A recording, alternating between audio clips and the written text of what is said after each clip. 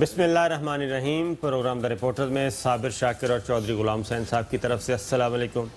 ناظرین، آج کا پروگرام ذرا ہمارا تھوڑا سا ڈیفرنٹ نوعیت کا ہوگا۔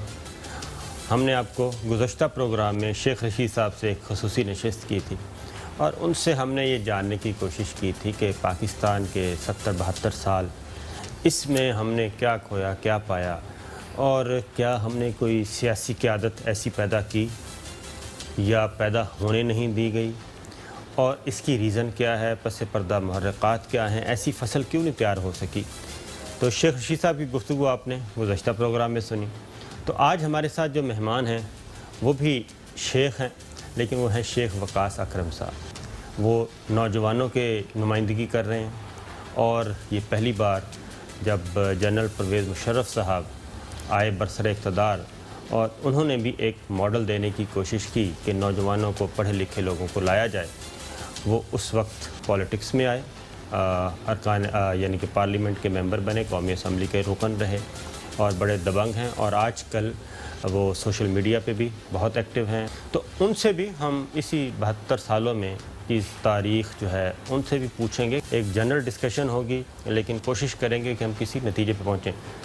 جناب شیخ صاحب جی صاحب بھائی، آپ کو میں نے انٹرو میں بتا ہی دیا کہ شیخ رشید صاحب سے ہماری گفتگو ہوئی، تو آپ کیا سمجھتے ہیں کہ کیا کوئی ایسی فصل دانستہ تیار نہیں کی گئی یا ہونے نہیں دی جا رہی، سیاسی رہنماؤں کی، جو لیڈرشپ کی، قیادت کی، جو اس ملک کی قیادت سنبھالتی اور پاکستان کو آگے لے کے جاتی؟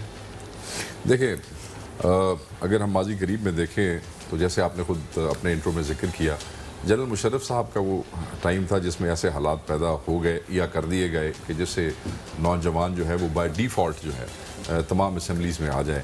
آپ کو یاد ہے کہ تعلیم کی ایک شرط لگا دی گئی تھی، تو میجورٹی سیاستدان جو بزرگ تھے، جو بیچلرز جن کا نہیں تھا اور وہ کوالیفائی نہیں کر سکے الیکشن لڑنے کے لیے، تو انہوں نے اپنی جگہ پہ اپنے سبسٹیچیوٹس، کسی نے اپنا بیٹا، کسی نے اپنا بھائی، اس قسم کے نوجوان جو ہیں وہ اسمبلی سے بھری ہوئی تھی، اور اس میں مجھے یاد ہے کہ 75% فورن گریجویٹس تھے، بالکل باہر کی یونیورسٹیوں کے چوائس آپ ڈگریز وغیرہ لے کے آئے ہوئے تھے۔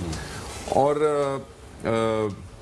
مجھے یاد ہے کہ اس اسمبلی کو اس وقت نوجوانوں کے بارے میں جنرل مشرف صاحب کے بڑے اچھے تاثرات تھے، میں آپ کو بتاتا چلوں۔ وہ کہتے تھے کہ یہ نوجوان بڑے ٹھیک ہیں، یہ آتے ہیں، یہ ہمیں تنگ نہیں کرتے۔ اور اس وقت ہمارے ساتھ چند بزرگ بھی تھے، اللہ جنت نصیب کرے، چیمہ صاحب 7ویں 8ویں دفعہ سرگودا سے MNA بن کے آئے تھے۔ وہ بزرگ کیا کرتے تھے کہ حلقوں سے آتے تھے تو فائلیں انہوں نے جناب اپنی بغل میں ڈالی ہوتی تھیں، تو ایک دفتر نہیں تھے، دوسرا دفتر نہیں، کبھی وہ اپنے حلقوں کے اندر۔ یہ جو نوجوان ہمارے ساتھ تھے، ان کا شوق، جو ہم لوگ تھے، ان کا شوق یہ تھا کہ جانا، مطلب اپنی کنٹریبیوشن جو ایک پارلیمنٹری ورک ہوتا ہے، لیجسلیشن کے حوالے سے شوق تھا، اس میں ہاتھ بٹانا، تقریریں کرنی، ایشوز کے اوپر بڑا کلیئر سٹینس لے لینا، سوکھے تھے ہینڈل کرنے میں۔ نئے نئے نوجوان تھے، پہلی دفعہ اسمبلی دیکھی تھی۔ ایزی ٹو ہینڈل کا مطلب سمجھتے ہیں؟ میں سمجھ رہا جی میں سمجھاؤ گے جو انہوں تو رزلٹ لینا چاہو گے وہ تمہیں لب جائے گا، صرف how are you young man, ہاتھ مارے آتے چلو جی کام کرا لیں۔ سو آپ کی اس بات کو سپورٹ کرتا ہے میرا یہ آرگومنٹ کہ دانستہ طور پہ ایسی چیزوں کو پروموٹ اس لیے کیا گیا کہ جو ایجنڈز ہیں ان کو ٹھیک طریقے سے کر لیں۔ میں آپ کو ایک واقعہ بتاتا ہوں۔ چودھری نثار صاحب مجھے ملے جب مجھے انہوں نے نون لیگ کے لیے دعوت کی۔ جی، مجھے انہوں نے کہا کہ وقاص میں چاہتا ہوں کہ آپ نون لیگ میں اس لیے آ جائیں کیونکہ میاں نواز شریف کہہ رہے ہیں کہ پچھلے 30-40 سالوں سے مسلم لیگ نون کوئی نیا لیڈر ڈیولپ نہیں کر سکے، نئے چہرے نہیں ہیں مسلم لیگ کے اندر۔ ہم چاہتے ہیں کہ نواز شریف کے رائٹ اور لیفٹ کندھوں کے ساتھ ایک نئی مسلم لیگ، ایک نوجوان مسلم لیگ، نئے چہرے کھڑے ہوں، because I am fed up with this old gang جو میرے آس پاس ہے۔ Actually for a young man, آپ کو ایک اتنا سینئر لیڈر جب اس قسم کی گفتگو کرے تو آپ ایک دفعہ وہ ہو جاتے ہیں کہ یار ٹھیک ہے، دیر از روم ٹو ورک، اسپیس ہے۔ وہ واقعتاً کو ٹیلنٹ کی تلاش میں تھے یا ایک سیٹ کی تلاش میں تھے؟ میں جہاں تک چودھری نثار کا تعلق ہے، کیونکہ ان سے میری ایکویشن بڑی اچھی رہی سارے عرصے، میرا خیال تھا کہ شاید وہ تو ٹیلنٹ کی تلاش میں ہی تھے۔ جب یہ سارا معاملہ ہو گیا اور ہم وہ میزمرائز ہو کے نون لیگ میں آ گئے، تو اچانک ہمیں آ کے پتہ یہی لگا کہ وہ سب سیٹ کی تلاش میں ہی تھے، اور کوئی لیڈرشپ بھی، آپ اسٹیبلشمنٹ کو چھوڑ دیں، कोई सियासी लीडरशिप भी ये नहीं चाहती कि यंग लीडरशिप डेवलप हो के हकीकी मानों में सामने आए, क्योंकि जब यंग लोग सामने आएंगे, नई लीडरशिप डेवलप होएगी, तो चौधरी साहब सबसे पहली बात तो ये वो कॉम्प्रोमाइज़ नहीं करेंगे। वो अब ये वो मुशर्रफ वाले यंग नहीं हैं जो कि बाहर से आए और बाप के सब्सिट्यूट उनको बन के आ कन्विंस गए। करना पड़ेगा। ठीक है जी, उनको सवाल उठाएंगे, उनको जवाब देना पड़ेगा, और फॉर अ चेंज वो कभी कभी अपने दिल की बात भी खुल के कर देंगे। अब दिल की बातें करने से बंदों के लिए मसाइल पैदा हो जाते हैं। यंग लीडरशिप, ये यंग क्रॉप जिस वक्त एक बड़ी तादाद में किसी पॉलिटिकल पार्टी में आती है, वो उस पार्टी का टेक ऑफ होता है, जैसे इमरान खान के साथ। अच्छा, मैं एक बात पहले चॉइस साहब से, इस सारे का खुलासा ये है कि I will agree to an extent with you कि इसको डेवलप नहीं किया गया है, और हमारा यंग जनरेशन का नुकसान ये है कि हमने भी मेहनत करने की कोशिश नहीं की। मैं वापस आऊँगा इसी तरफ। चौधरी साहब, आप भी माशाल्लाह से कोई 50-60 साल तो हो गए आप इस फील्ड में हैं, आप देख चुके हैं जुल्फ़िकार अली भुट्टो की सजाए मौत से लेके आप सीनियर मोस्ट, साहब ने तो आप सीनियर मोस्ट और मैं जूनियर मोस्ट, ज़रा बताएं क्या है उसमें यह है कि जैसे उन्होंने खास कह रहे हैं अभी कि भुट्टो के साथ तो एक नई क्रॉप आई थी पूरे, जिनका कोई वाली वारिस नहीं था, जो मतलब है एक अल्लाह देता थे, वो 100 रुपया भी नहीं खर्च हुआ था चूनिया की तरफ वो इलेक्शन में। एक फैसलाबाद में थे बेकरी वाले, आपको याद होगा। राणा मुख्तार को देख लें, औरों को देख लें, वो फिर वो टांगा यूनियन वाला भी था। खैर इस पे चले जाए, वो फिर रद्द इनकलाब हुआ। भुट्टो साहब जब 77 में आए तो वो जिनको डिफीट करके आए हुए थे वो सब के सब पीपल्स पार्टी के टिकट पर इलेक्शन लड़ रहे थे, और जो इनकलाब के नाम पर आए हुए तो या जेलों में थे या मुल्क छोड़ गए या कब्रों में चले गए। असल में जो बात के शेख साहब ने की है वो है, यहाँ रिवाज नहीं है, करके खान का रिवाज नहीं किसी ने ओदी उंगली फड़ी, किसी ने उधर फोन करा लिया, किसी ने इधरों करा लिया। भाई जो सियासत में आएगा आप तो लिबड़ना पैदा है, आपको बहुत आगे तक जाके, पहले जैसे वो सेंट्री लैंडलॉर्डिज्म थी, अब तो वो भी नहीं चल रही। अब ये जो आप लाहौर में बैठे रहें, इस्लामाबाद में बैठे रहें, हल्के वाले आपको वोट देंगे, भूल जाएं। एक तजर्बा जनरल ज़िया उल हक साहब ने भी किया था, वो तो नॉन पार्टी था, नॉन पार्टी बेसिस पे उन्होंने इलेक्शन जो करवाया, और उसमें आप देखें कि लोअर मिडिल क्लास और मिडिल क्लास के लोग मोस्टली, मैं अगर अपने बहावल नगर की मिसाल दूं तो वहाँ से बिल्कुल नीचे से लीडरशिप वो आई थी ऊपर, लेकिन निसार भी उसी ज़माने में यानी कि लोअर मिडिल क्लास, ये बहुत, कोई लैंडलॉर्ड उस असम्बली को अगर आप देखें 100 एकड़ 200 एकड़ के, वो कोई फ्यूडल्स तो नहीं होते, वो लोग आए। वो जब आए तो उसके बाद 85 और 88 वो कुछ चले गए PMLN में और कुछ चले गए पीपल्स पार्टी में। वो सारी जो लॉट है वो फिर दोबारा अरबों में और खरबों में आज चली गई। उन्होंने अपनी क्लास को छोड़ दिया और अगली क्लास में वो शिफ्ट हो गए, तो ये भी तो हुआ ना। नहीं, ये हुआ है ना। अब आप मुझे बताएं ना शेख साहब को, यानी कोई मुल्क के किसी हल्के में कोई गरीब आदमी जिसकी 1 लाख रुपए से कम आमदनी है, वो असम्बली की रुकनीत के लिए इलेक्शन में फार्म जो है नामजदगी वो भरने के लिए तैयार है। उसको तो मेरा ख्याल है उस इलेक्शन कमीशन के सामने से कोई नहीं गुजरने देता। सर मैं आपको बताता हूँ, मैं चौधरी साहब की इस बात से एग्री करता हूँ। आजकल जो फाइनेंसेस हैं वो एक बहुत इंपॉर्टेंट एस्पेक्ट हो चुका है, जो आज से चंद साल पहले नहीं था। जब मैंने सन 2002 में पहले इलेक्शन लड़ा तो उस वक्त मेरे पूरे डिस्ट्रिक्ट में एक शख्स ऐसा था जो बगैर पैसों के इलेक्शन लड़ता था, और वो लीडरशिप उसकी डेवलप हुई थी, लोग उसके पीछे जाते थे। जब आप पैसों से पे डिपेंडेंट इलेक्शन से जान छुड़ाना चाहते हैं ना जी, तो उसका सिर्फ ये तरीका है कि आप लोगों की जो उमंगें हैं उसके उमंगों के तर्जमान हों और आप अवामी लीडर हों। अवाम आपके पीछे पीछे चल रही हो, आप दिन रात उनके दुख में मसाइल में मौजूद हों। ये हमारी अवाम में ये पोटेंशियल मौजूद है कि अगर आप उनको पता हो कि आप जेन्युइनली उनके साथ हैं, फिर finances is not the requirement, और ऐसी मिसालें मौजूद हैं। मगर प्रॉब्लम जो चॉइस साहब कह रहे हैं ना, खट के खाण की आदत सानू कोई नहीं रहेगी। हम जो है वो फाइनेंशियल डिपेंडेंस ज़्यादा कर देते हैं ताकि हमें मेहनत ना करनी पड़े।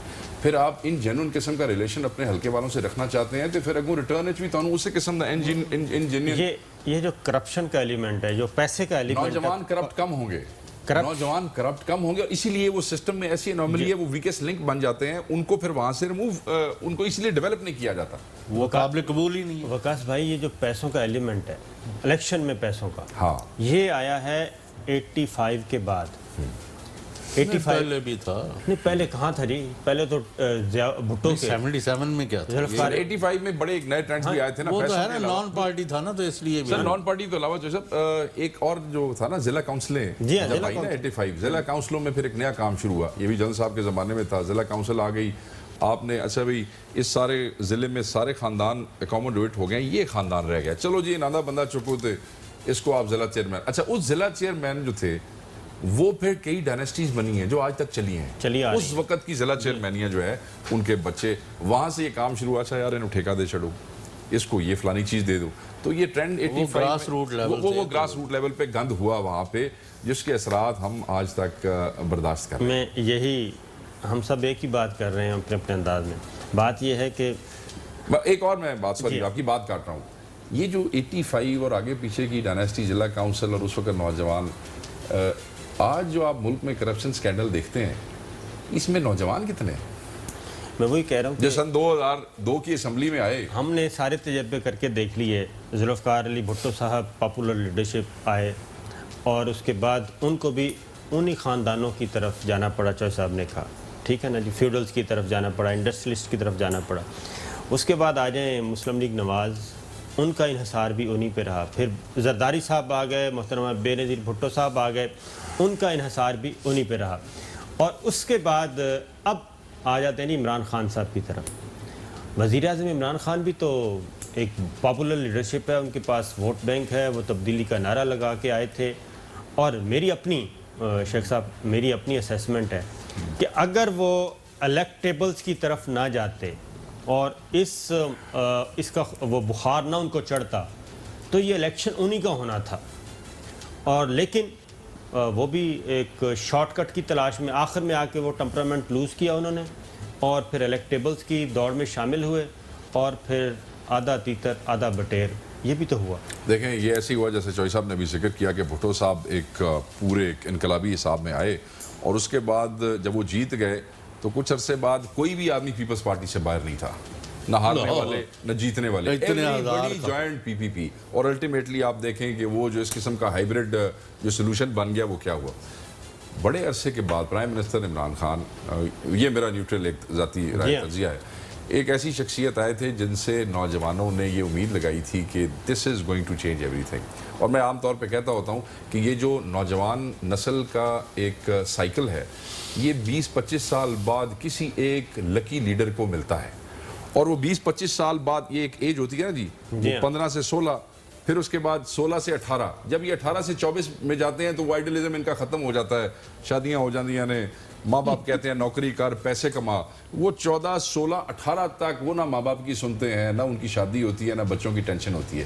یہ جو 14 سے 16 تو 18 تک کی کراپ جس لکی لیڈر کو 20-25 سال میں بعد ایک ملتی ہے وہ اس کا ٹیک آف ٹائم ہوتا ہے. اب یہ اس لیڈر پہ منحصر ہوتا ہے کہ یا تو وہ ان سے دیواروں پہ پوسٹر اور بینر لکھوانی شروع کر دے اپنی شان میں, اور یا پھر اس ملک میں کوئی تبدیلی ہے. That was one chance after many years جو پرائم منسٹر عمران خان صاحب کو ملا. لوگوں نے, بچوں نے, خصوصاً بچوں نے, ماں پیوں نہ لڑکے جی, نوجوان نسل نے ان کو بٹ وہ اب ایسا لگتا ہے کہ بھٹو صاحب کے اس سین کی طرح وہ اب کوئی بھی ایسا آپ کو گھر نظر نہیں آتا جو پی ٹی آئی سے باہر ہو. کچھ آ رہے ہیں, کچھ لائے جا رہے ہیں, کچھ مجبوری سے آ رہے ہیں, کچھ اب روز کیونکہ ان کے لوگ نکل جاتے ہیں, خان صاحب ناراض ہو جاتے ہیں اور تم ہی جا, پھر پیچھے سے اس کی ریپلیسمنٹس بھی آ رہی ہیں. تو یہ بھی کوئی دیکھیں نا, یوتھ کی پارٹی کے اندر اس وقت یوتھ کے ممبر کتنے ہیں. میں منسٹرز کی بات نہیں کرتا, میں نیچے بات کرتا ہوں. ذوالفقار علی بھٹو صاحب پیپلز پارٹی, ان کا بھی بہت سے لوگ پی ٹی آئی کے ہو رہے ہیں نا. اس کے بعد ایک عمر چیمہ صاحب وہ ان کے عمر میں الیکشن لڑا چھڑا اسلام آباد, اس غریب نے نہیں لڑایا جی. نواز شریف صاحب کے ساتھ بھی یہی ہے, محترمہ بے نظیر بھٹو کے ساتھ بھی یہی ہے. اچھا تسی یہ دسو جی, ایک خاندانہ کول کیڑی گدڑ سنگھی ہوندی ہے کہ ہر لیڈر نو جفا پا لیندے ہیں. اچھا میں آپ کو بتاتا ہوں, یہ ایک الیکٹیبلٹی فیکٹر ہوتا ہے ہر خاندان کے پاس. یہ جو خاندان ایسے ہیں جو ہر لیڈر کو جفا ڈال لیتے ہیں, ان کا ٹھیک ہے، ان کا ایک سیکشن اسلام آباد میں بیٹھ کے کام کرتا ہے. یہ وہ جو ہر پارٹی میں وہ ہوتے ہیں نا، ساڈی دیسی زبان نے تو ایک ممی ڈیڈی گروپ ہوتا ہے جڑا اسلام آباد بہ کے لیڈراں دے سجے کھبے، لیڈروں نے وہ گروپ اپنا نا وہ سکون کے لیے رکھا ہوتا ہے. جب آپ کے اور میرے جیسے دنیا دار سیاسی آدمی سے کھپ جاتے ہیں تو شام کو پھر اس قسم کے سمجھدار پڑھے لکھوں کے ساتھ محفل ہوتی ہے. تو ان خاندانوں کا ایک نہ ایک ممبر اس گینگ کا حصہ ہوتا ہے.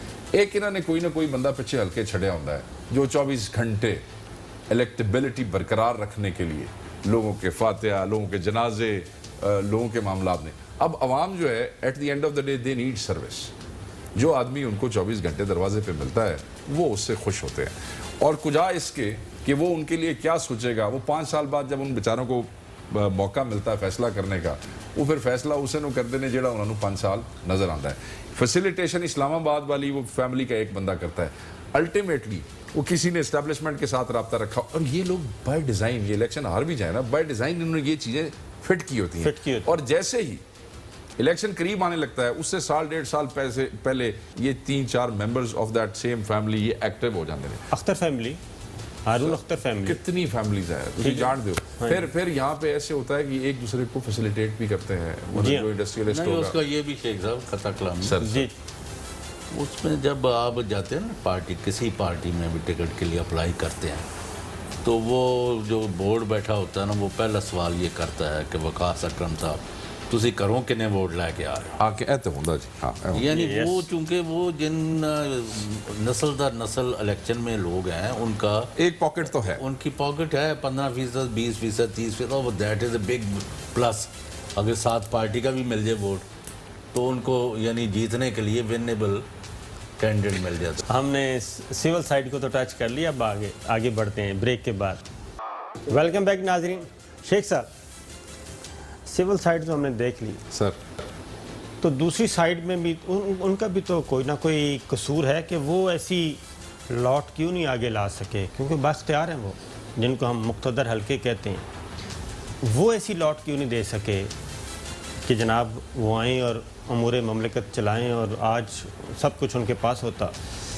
دیکھیں آپ مقتدر حلقوں کی ہیلپ سے سویلین گورنمنٹ کی بات کر رہے ہیں یا ان کے اپنے اداروں کی لیڈرشپ کی بات کر رہے ہیں؟ نہیں، میں اپنی یہ پولیٹیکل سر دیکھیں، پہلی بات تو یہ ہے کہ ان پرنسپل یہ بات غلط ہے کہ ہم ایز اے سیاسی یا ڈیموکریٹک ہم یہ بات کریں کہ جی مقتدر حلقے نے لیڈرشپ ڈیولپ کرنی سی تو انہوں نے آ کے بیٹھنا سی. مگر پاکستان جیسے ملک کی ہسٹری میں اسٹیبلشمنٹ کا اور مقتدر حلقوں کا ایک رول رہا ہے. پاکستان کی اسٹیٹ جس کے بیک یارڈ میں افغانستان اور ہندوستان کے ساتھ ہمارے یہ معاملات ہوں اور پولیٹکس میں بھی ایسے بہت سے ایلیمنٹ ہوں جو نیشنل سیکیورٹی کے حوالے سے کنسرن تو ہوتا ہے، وہ رہا ہے. مگر جیسے میں نے آپ کو کہا نا کہ چیزیں آسان ہوتی ہیں موو کرنی جس وقت لیڈرشپس ڈیولپ نہ ہوں، ہیروز ڈیولپ نہ ہوں، کوئی ایسے بڑے بڑے قداور شخص نہ ہوں. کیونکہ قداور شخص جو سیاسی بندے ہوتے ہیں نا یہ بڑے وہ ہوتے ہیں جس لیے انہوں پتہ ہوتا ہے نا میرے پیچھے لکھاں کروڑا بندہ ہے، یہ کسی دی نہیں سنتے. پھر ایسے آدمیوں کو ہینڈل کرنا اب عام طور پہ آج کل بھی اس ملک میں یہ پچھلے چند سالوں میں پولیٹیکل لیڈرشپ کے ساتھ جو اسٹیبلشمنٹ کا رولا بنتا ہے وہ اس لیے بنتا ہے کہ یہ جو پولیٹیکل لیڈرز ہیں ان کو یہ زوم ہوتا ہے کہ ہمارے پیچھے کروڑوں آدمی ہیں تو ہوں ساڈا کوئی کی کر سکتا ہے. یہ صرف پاکستان میں مسئلہ ہے. میں آپ کو اس کی پوری دنیا کو دیکھ لیں، امریکہ کو دیکھ لیں، وہاں پہ Pentagon, white house state department ایک ہے. اس کے بعد آپ برطانیہ چلے جائیں، آپ انڈیا چلے جائیں. انڈیا میں بھی establishment, political leadership, civil leadership دونوں ایک پیج پہ ہوتے ہیں. وہ جو کچھ کرتے ہیں اندر بند کمرے میں بیٹھ کے کھلی ڈیبیٹ کرتے ہیں. ڈیبیٹ کے بعد ایک نتیجے پہ پہنچتے ہیں اور اس کے بعد پھر اس پہ عمل پیرا ہو جاتے ہیں. یہ ہمارا المیہ ہے پاکستان کا کہ ہم اس میں کامیاب نہیں ہو سکے. ہماری سول لیڈرشپ اور ملٹری لیڈرشپ، اگر آپ مجھے اجازت دیں تو میں اس کو اسلام آباد اور پنڈی کا فاصلہ کتنا ہے؟ چند کلومیٹر، ٹھیک ہے جی. لیکن فیض آباد سے ادھر کا مزاج، فیض آباد سے ادھر کا مزاج بالکل ڈیفرنٹ ہے. میں اس میں آپ کو 72 سال ہو گئے شیخ صاحب. کوئی سر اس کی ایک وجہ ہے، جن دو ملکوں کا آپ نے ذکر کیا مداخلت ہوتی ہے وہاں بھی ہوتی ہے، مگر سیاستدان کا ایک ایشو ہوتا ہے. آپ اس کی گاڑی اٹھا کے لے جائیں، آپ اس کی فیکٹریاں سیل کر دیں تو اسی کپڑے لا کے لے جاؤ، شاید وہ آپ کو معاف کر دے گا، آپ کے خلاف کوئی گرج نہیں رکھے گا.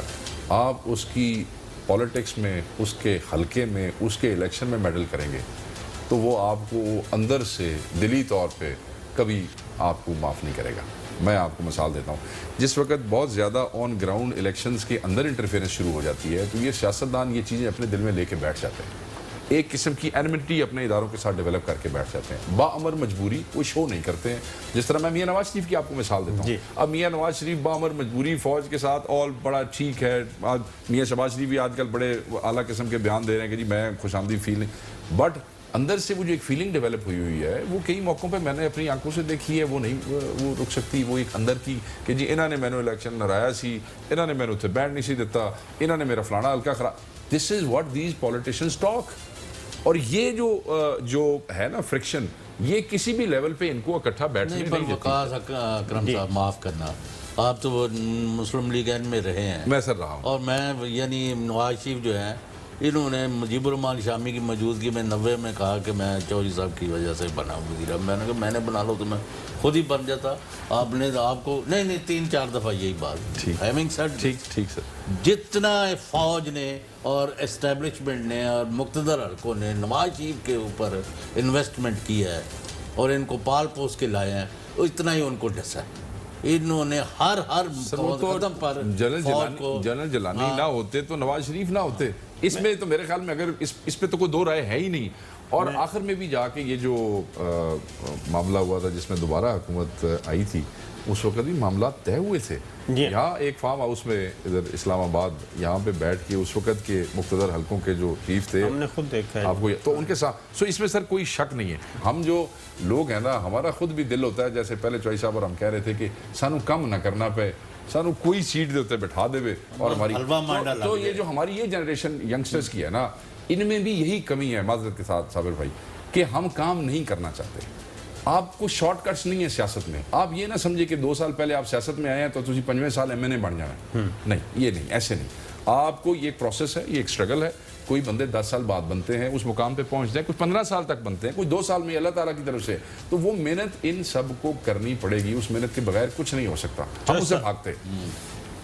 نواز شریف صاحب, ان کو بنایا پیپلز پارٹی کے مقابلے میں پوری سپورٹ کی, کیونکہ وہ اس وقت حالات ایسے ٹھیک, مقصد بھی یہی تھا. جنرل حمید گل صاحب کہتے بھی رہے مرحوم. تو پھر جھگڑا کہاں پہ ہوا ہے, کس کے خمیر میں گڑبڑ ہے؟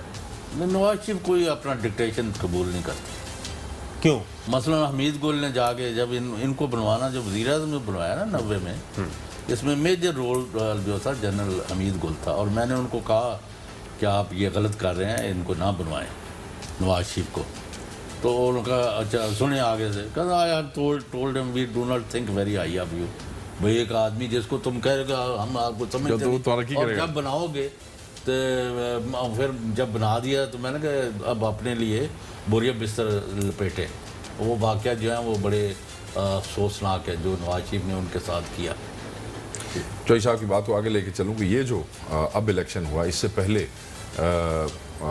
آخری میٹنگ ہم بہت سے MNAs کی ہوئی, میں بھی اس میں شامل تھا. 20-25 کی رائے بینڈ میں ہم بیٹھے ہوئے تھے. میاں شہباز شریف بھی ہمارے ساتھ تھے. اور ہماری کوشش کیا تھی کہ ہم ایک شخص میاں محمد نواز شریف کو کنونس کر رہے تھے کہ خدا کے لیے آپ فوج سے نہ لڑیں. مجھے یاد ہے اپنے الفاظ, میں نے یہ کہا, میں نے کہا دیکھیں ہم میں سے کوئی فوجی کمانڈو نہیں ہے, کسی کی عسکری تربیت نہیں ہے فوج سے لڑنے کی. اور دوسری بات ہے یہ پاکستانی فوج ہے, پاکستان کی فوج, اسی ہندوستان دی فوج نال تو نہیں لڑنا. تو دوسری گل ہے میاں صاحب, ساڈا کسی دا فوج نال کوئی ذاتی گرج بھی نہیں. آپ کی بڑے لیڈر ہیں, آپ لڑ سکتے ہیں. ہم سب آپ کو یہ کہتے ہیں کہ آپ اپنے ساتھ ان سب کا مستقبل خراب نہ کریں. مہربانی یہ کریں کہ فوجی آپ سے نہیں لڑنا چاہتے, آپ صرف مہربانی کریں اپنے جلسوں میں یہ جو ادارے کے خلاف گفتگو ہے یہ بند کر دیں. اور میاں شہباز شریف بھی اس ترلے میں شامل تھے. بالکل صحیح ہے. اور ہم سب 20-25 آدمی بما میاں شہباز شریف بڑے میاں صاحب کو یہ سمجھا, 1.5 گھنٹے کی میٹنگ تھی کہ خدا دا نہ ہے تسی ایک ہی کر رہے ہو, تسی یہ نہ کرو. آگے سے بہت سارے ان کے کاؤنٹر آرگومنٹ تھے, چوئی صاحب ٹھیک کر رہے ہیں. کوئی ایک آرگومنٹ ان کی طرف سے, کوئی ایک آرگومنٹ بتا دیں پھر میں وہ انبریڈلڈ پاور کہ جدھر کوئی پوچھے نہ کہ وہ کہتے ہیں سیولین سپرمیسی ہے, یہ کون ہوتے ہیں؟ Civilian supremacy. اور مطلب آرگومنٹ میں چلا گیا تو پھر بہت خرابی ہو جائے گی. اصل میں ہے کہ یہ ہم جو کریں 15 ملین لگائیں. پھر حمید گل نے کہا کہ اب آپ مزید کاروبار نہ کریں. انہوں نے کہا میں سر آپ سے چوئی صاحب آپ سے بھی مختصر مجھے یہ بتائیں, میں نے جو بات کی فیض آباد سے ادھر کا مزاج اور فیض آباد سے ادھر کا مزاج، اسلام آباد اور پنڈی کا، یہ کیوں نہیں 72 سال ہو گئے ہیں سر، ہر طرح کا پولیٹیشین آ چکا ہے، ہر طرح کا جرنیل آ چکا ہے، یہ فالٹ لائن کدھر ہے؟ میں آپ کو بتا چکا ہوں، white house, Pentagon, state department, کبھی آپ نے سنا؟ اس کے بعد انڈیا آ جائیں، وہ تو چلیں ترقی یافتہ ممالک ہو گئے، سپر پاور ہے جی، انڈیا میں آ جائیں، انڈیا میں آپ نے کبھی یہ سنا؟ آپ مجھے صرف یہ بتائیں کہ یہ 72 سالوں میں بھی ہر طرح کا، رائٹ کا بھی پولیٹیشین آ چکا ہے، لیفٹ کا بھی آ چکا ہے، مڈ سوچ کا بھی آ چکا ہے، یہی جرنیلوں کی طرف سے روشن خیال بھی آ چکا ہے، مذہبی بھی آ چکا ہے، نہ مذہبی جرنیل اور مذہبی پولیٹیشین ایک ہو سکے، نہ لبرل جرنیل اور لبرل پولیٹیشین ایک ہو سکے، ریزن کہاں پہ؟ آپ ذرا تھوڑا سا مشکل ایریے میں جا رہے ہیں. پرابلم یہ ہوتا ہے کہ میرے سمیت کوئی اپنی غلطی ماننے کو تیار نہیں. میں آپ کو کہتا ہوں کہ آپ پرو پیپل، غریب کی آواز بنے، اب ان کے لیے کام کریں، اس میں فوج کیا رکاوٹ ہے؟ میں وہی پوچھ رہا ہوں. نہیں رکاوٹ ڈیلیور کرنے میں تو فوج رکاوٹ نہیں ہے. نہیں ہے. وہ ان کے تو 2-3 ایریاز ہیں. پولیٹیشین کا ایک ہی کام ہوتا ہے سر کہ ایک فلاحی ریاست بنانا، بڑی جو وعدے کیے ہیں وہی پورے کرنا. میں بڑی خوفناک بات کرنے لگا ہوں. اس وقت فوج جو ہے 100% عمران خان کے ساتھ ہے. 100% ہے نا؟ جی ہاں. آپ بھی ایگری کرتے ہیں، لیکن یہ لکھ کے رکھ لیں. میں خود تو نہ کہتا مگر آپ نے کہہ دیا. ٹھیک ہے، کل گاڈ فوربیڈ کہ عمران خان کسی وجہ سے حکومت چلانے میں ناکام ہو جاتے ہیں یا ڈریور نہیں کرتے، تو اگر انہوں نے بھی زبانیں منہ میں نہیں ڈالو یہ سانوں سے پھر اسٹیبلشمنٹ نے کام نہیں کرنے دیتا. یعنی یہ آوازیں تو نکال رہے ہیں ابھی پی ٹی آئی کے رینک میں سے یہ آوازیں آتی ہیں، ابھی بھی آتی ہیں جہاں یہ ناکام ہوتے ہیں. جی سانوں سے کسی نے کیا سی. سر یہ طے شدہ ایک اصول ہے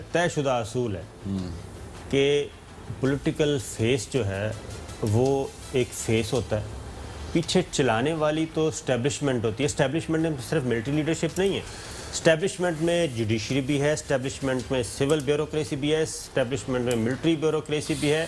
اسٹیبلشمنٹ اسے کہتے ہیں جو پورا ایک انتظامی ڈھانچہ ہوتا ہے کسی بھی ریاست کا، جو مستقل ریاستی ادارے جو مستقل. آپ کے سوال کا جواب یہ ہے کہ وہ جو ایک رائٹ مکس ہے نا، to have a leadership with vision, وہ رائٹ مکس ابھی تک ہمیں ملا نہیں ہے. جہاں تک آپ نے امریکہ کا ذکر کیا، امریکہ کے اندر بھی اسٹیبلشمنٹ اپنا پورا کردار ادا کرتی ہے. آپ بش کا الیکشن دیکھیں، بش جونیئر کی بات کر رہا ہوں، اس کا الیکشن آپ دیکھ لیں، اس کو جتوایا گیا.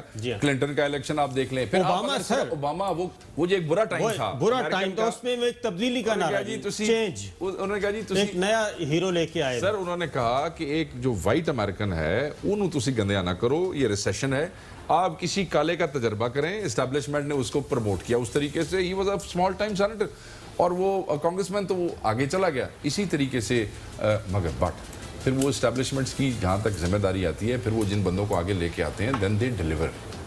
جب وہ ڈیلیور کرتے ہیں تو وہ اپنے لیے اور بیک کرنے والی اسٹیبلشمنٹ دونوں کے لیے نیک نامی کا سبب ہوتے ہیں. اور جیسے لوگ ڈیلیور نہیں کر دے، پھر بہت دیر تک لوگ دیکھیں نا، کشتی ہے نا، وہ پانی، جب تک کشتی پانی کے اوپر چل رہی ہے تب تک وہ آگے جائے گی. جب پانی کشتی کے اندر آ گیا اور کشتی میں کوئی خدا نہ خواستہ کوئی اور گڑبڑ ہوگی، سوراخ ہو گیا، تو پھر وہ کہتے ہیں انہوں وزن سٹو بار. وہ بیگیج لینے کو کوئی تیار نہیں ہے، نہ سیاستدان اور نہ اسٹیبلشمنٹ. ایک بریک لیتے ہیں ناظرین، بریک کے بعد واپس آتے ہیں. ویلکم بیک ناظرین. بات ہو رہی ہے پاکستان کے 72 سالوں میں کہ جی ہم نے کیا حاصل کیا، کس کا دوش ہے کس کا نہیں ہے. جوش صاحب پہلے آپ، اس کے بعد میں شیخ صاحب کی طرف آتا ہوں. ہم آج تک کوئی ہیرو کیوں نہیں دے سکے قوم کو؟ 72 سالوں میں کوئی ہیرو نہیں ہمارا.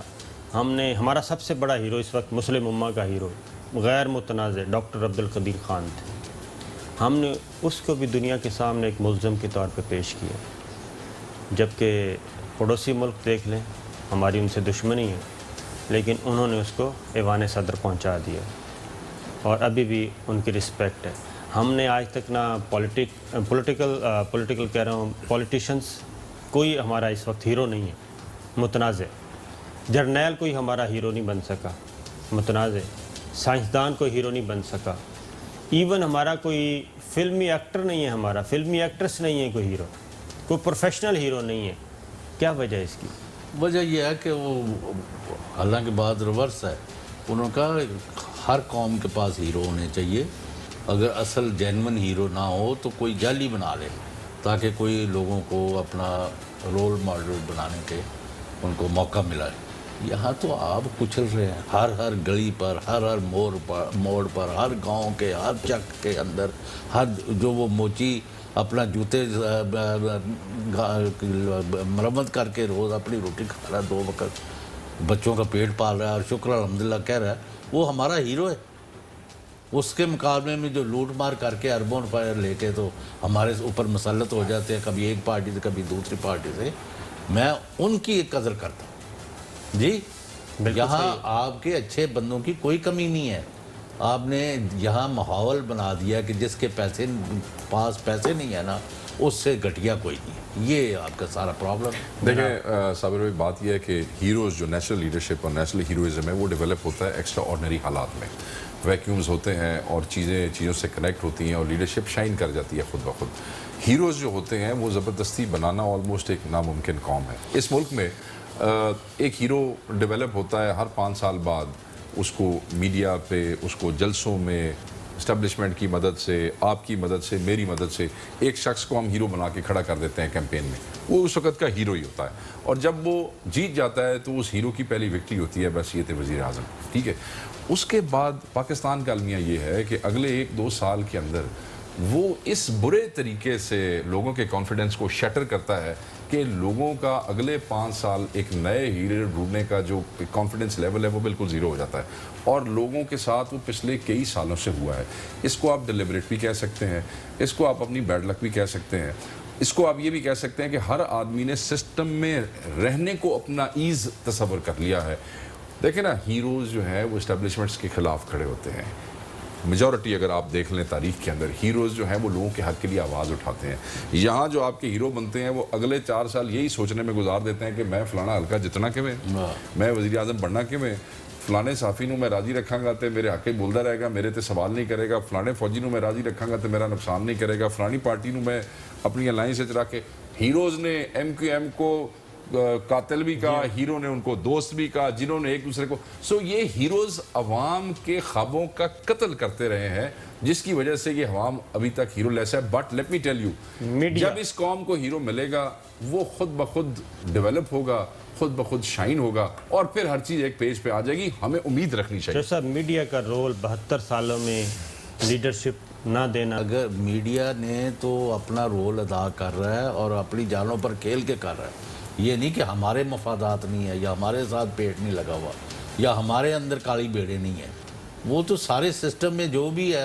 اگر تالاب میں زیادہ سرخ رنگ کی مچھلیاں تو آپ جال پھینکیں یا جا کے ہاتھوں سے پکڑیں یا کانٹے سے پکڑیں تو زیادہ ریڈ ہی نکلے۔ آپ سر پولرائزیشن ہو گئی نا، وہ پولرائزیشن میں چاہتے نہ چاہتے ہوئے بھی، میں یہ نہیں کہہ رہا خدا نخواستہ کہ میڈیا کی کوئی پالیسی ہے، چیزیں آؤٹ آف وہ جو ایک فریکشن ہے وہ نتھی ہو گئی ہیں فلاں پارٹی کے ساتھ فلاں چیزیں، اس میں پھر دوبارہ کہوں گا چاہتے نہ چاہتے ہوئے آپ کی اوپینین اور آپ کا جو ویورشپ ہے وہ ایک خاص ٹلٹ لیتی ہے کسی نہ کسی طرف، اور الٹیمیٹلی آپ کو پتہ بھی نہیں چلتا اور یہ سیاستدان آپ کو استعمال بھی کر جاتے ہیں۔ یہ صابر شاکر صاحب، آپ اتنے سوال کریں، ایک کا جواب دے دیں، یہ جو ملک کی نیچے کی طرف سفر ہے یہ کبھی رکنا بھی ہے کہ نہیں، یہ اس کا جواب دیں۔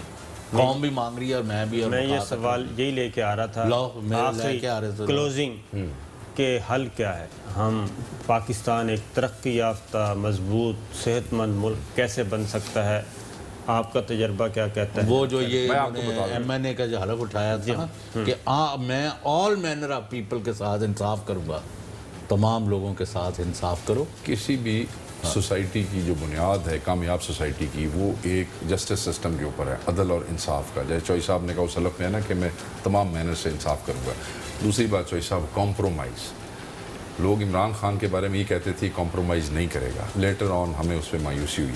جس لیڈرشپ نے اس ملک کو آگے لے کے جانا ہے، میں ہمیشہ کہتا رہا ہوں اور آج بھی بانگے دول کہوں گا، وہ یہ بھول جائے کہ اس نے اگلے 5 سال اپنی الیکٹیبلٹی اور اپنے الیکشن پہ کام کرنا ہے۔ جب کوئی لیڈر نیشن بلڈنگ پہ کام کرے گا اور کمپرومائز نہیں کرے گا، انصاف کی بنیاد پہ کھڑا رہے گا، تو امید رکھیں کہ اس ملک میں بہتری ہو سکے گی. جناب چوہدری صاحب. ویسے بھی ابھی بھی میں باتیں ساری اپنی جگہ ہے، لیکن میں نے ڈسکاؤنٹ نہیں کیا عمران خان کو.